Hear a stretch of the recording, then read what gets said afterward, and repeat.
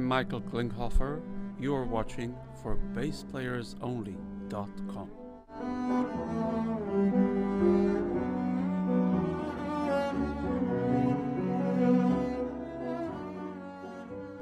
Hi everyone, I'm John Liebman. You're watching for BassPlayersOnly.com. Today we are coming to you on location from Kolstein's bass shop in New York with a very special guest, Michael Klinghoffer. How are you, Michael? Hello.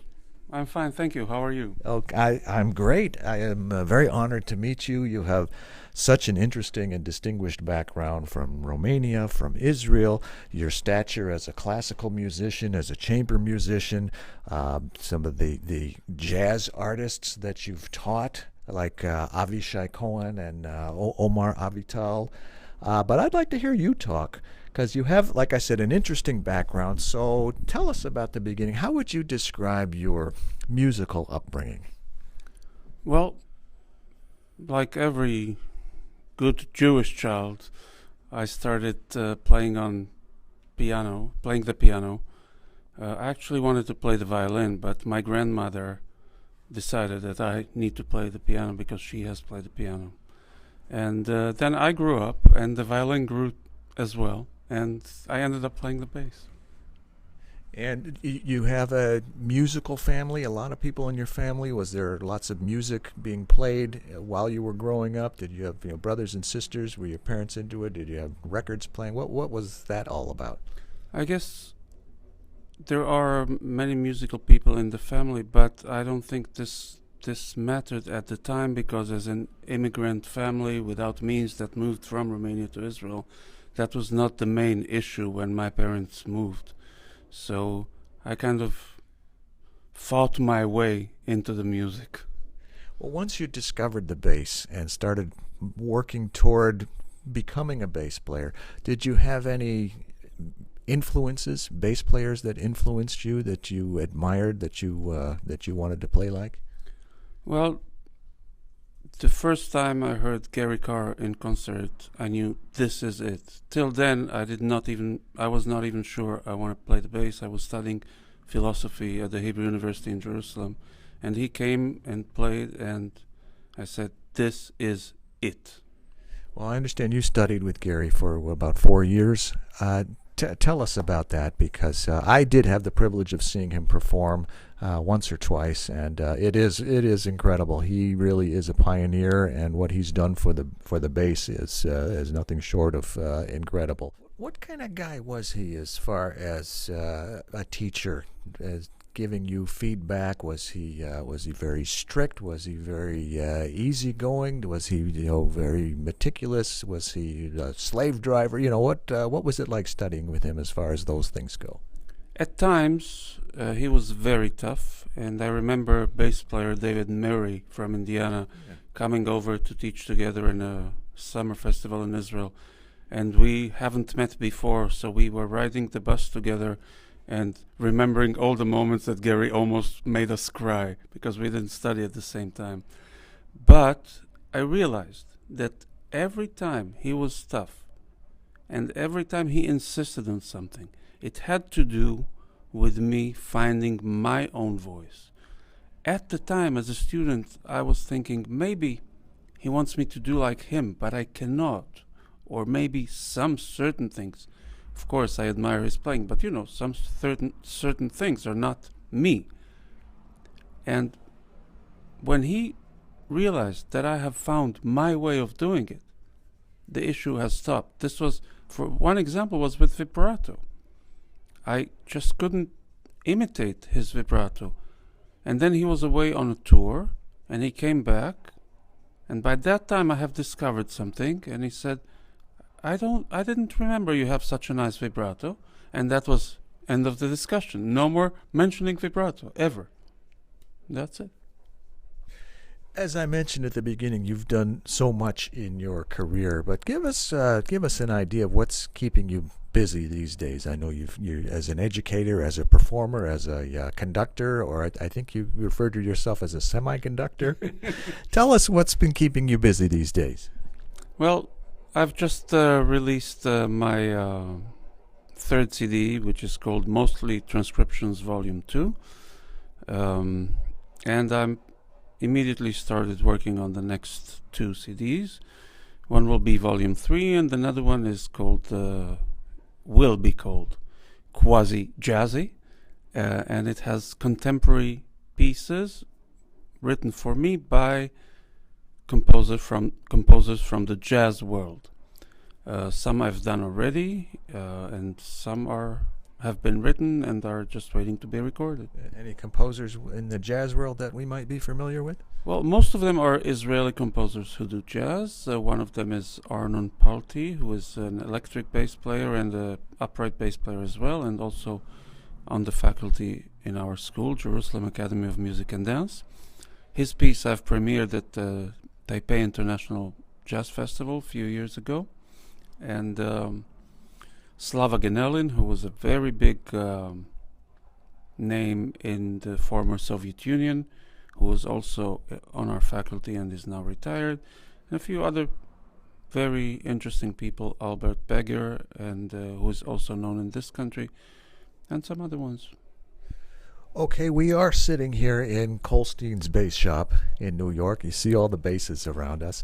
What a history, what a legacy in that family. Tell us why you like Kolstein strings and Kolstein bows and all the Kolstein products that you've used for so many years. So me and my wife came here, and I saw a nice German bass which I liked, and I told her it's a little bit above what we can afford, a little bit. Maybe we'll make a stretch. Let's go and see the other one. And as we walked out the shop, I didn't know Barry at that time. His father was here and dealing with us. But as we left the shop, I said to her, you know, one day I'll be able to afford one of those bows. I fell in love with those bows that Sam Kolstein made. German bow you play, right? At that time I played French.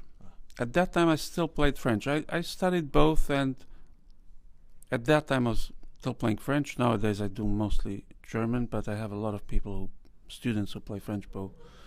My class is quite international. So anyway, years later I got to know Barry, and I came by with my son, who was then maybe 12 or 13, and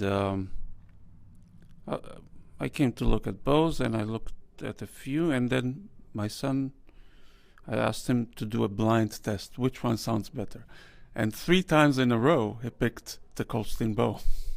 And in Hebrew we have a saying, an old saying, truth from the mouth of the youngster. Like they always tell the truth. And tell us in Hebrew. Emet mipi hana'ar. Okay. So, and then there was another convention, and I was having an affair with a very expensive bow and thinking to myself, what if I get home with this bow and my wife says, either you or the bow? And as the days passed, I liked it less and less. And then Barry arrived, and I said, did you bring anything? And he showed me another bow. I didn't even look what it was. Then I realized it's the same Kolstein oval stamp, similar to what I had. And I took out my credit card, and that was it. Played it 5 minutes, took out my credit card.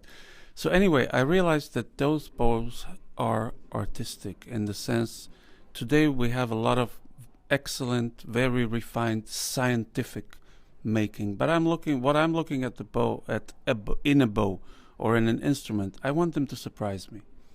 I want to be surprised by what the bow can do, by what I can do with the bow. Because many times in modern bows I can predict exactly what the bow will do, when and where, and after a while I'm not interested anymore. Gotcha.